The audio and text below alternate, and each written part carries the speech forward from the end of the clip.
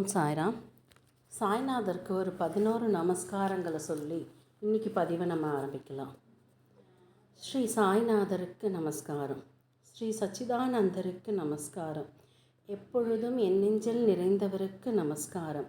ஷீரடியில் தோன்றிய பாலகனுக்கு நமஸ்காரம். பரமகுருவிற்கு நமஸ்காரம். பற்றற்ற பக்கிரியாய் நின்ற பரமனுக்கு நமஸ்காரம். பாரினை காக்க வந்த பரந்தாமனுக்கு நமஸ்காரம். பாபத்தை பொசுக்கும் துணியை ஏற்றியவருக்கு நமஸ்காரம். காலராவை விரட்டி கிராமத்தை காத்த வைத்தியனுக்கு நமஸ்காரம். தொழுதவனின் சுமைகளை தாங்கும் தோள்களை கொண்டவனுக்கு நமஸ்காரம்.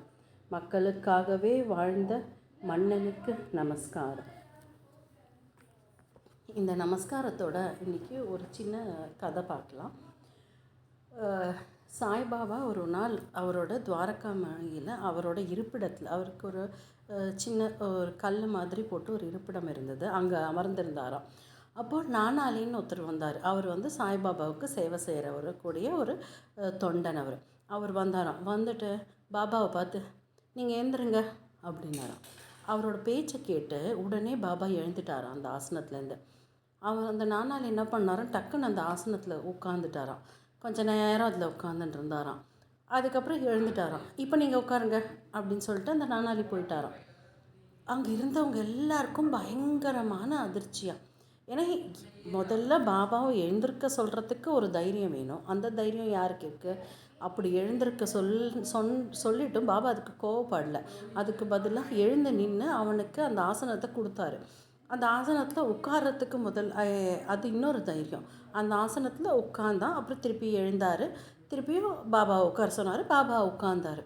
இந்த நிகழ்ச்சிக்குள்ளே என்ன நடந்ததுங்கிறத பார்வையாளராக நம்மளால் உணர முடியாது. பட் அந்த குருவிற்கும் அந்த தொண்டனுக்கும் உள்ள அந்த அந்யோன்யம் இதில் நமக்கு வெளிப்படுது. ஒரு கண்ட்ரியோட பிரசிடெண்ட்டாகவே இருக்கலாம். ஆனால் அந்த பிரசிடெண்ட்டோட ஒரு குட்டி குழந்தை ஒரு 2 வயசு குழந்தை அவங்க அப்பா கிட்ட, அந்த பிரசிடெண்ட்டை தான் அவங்க அப்பான்னு வச்சுக்கோங்களேன், அப்போ ஏந்திருன்னு சொன்னால் கண்டிப்பாக அவர் ஏந்திருப்பார். அந்த சேரில் அது ஏறி உட்காந்துது வச்சுக்கோங்களேன், அதை இறக்கி விட மாட்டார். அது உட்காந்து அது சந்தோஷப்பட்டோன்னா அது இறங்கும்பொழுது அவர் உட்காருவார் இல்லையா? அது மாதிரி தான் அந்த நானாளியை பாபா தன்னோட குழந்தையாக பார்த்தாரு.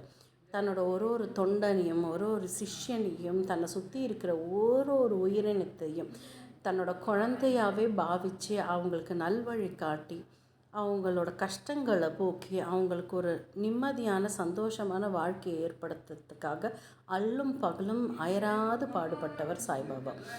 அந்த மாதிரி ஒரு உணர்ச்சி பூர்வமாக நம்ம குறைகளை கேட்டு நம்ம கூட இருந்து நம்மளோட ஃப்ரெண்டு மாதிரி, நம்மளோட ஃபிலாசபர் மாதிரி, நம்மளோட கைடாக குருவாக என்ன இல்லை அந்த மாதிரி எல்லாமாகவும் அந்த ஷீரடி மக்களுக்கு கூட வாழ்ந்தவர் அவர்.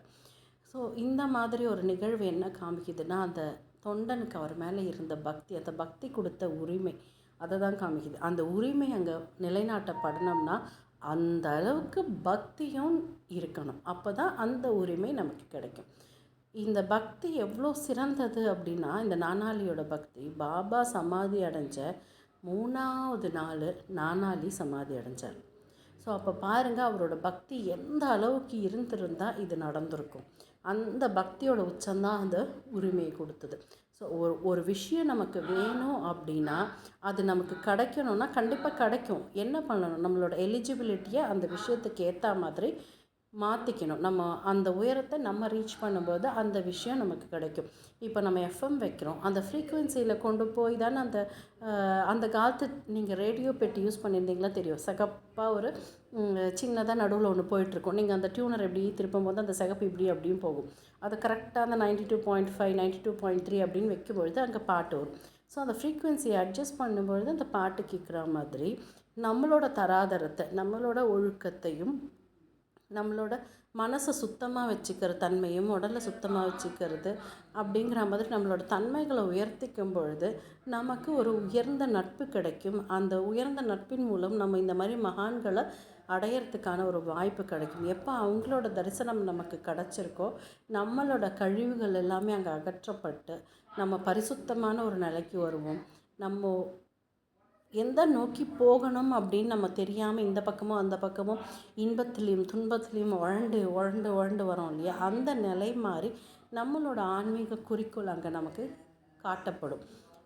இப்படியாக ஒரு அழகான அந்த உறவு தான் அந்த குருவுக்கும் அந்த தொண்டனுக்கும், குருவுக்கும் சிஷ்யனுக்கும், தெய்வத்திற்கும் பக்தனுக்கும் இருக்கிற உறவு. ஸோ தெய்வம் எப்போவுமே நமக்கு அருள் கொடுத்துட்டே தான் இருக்குது. நம்ம அந்த அருளை வாங்கிக்கிறதுக்கு நம்ம தயாராகணும். பாபாவோட கருணையாலையும் அருளாலையும் நம்மளும் சீக்கிரமாக அதுக்கு தயாராகுவோம். நன்றி, வணக்கம்.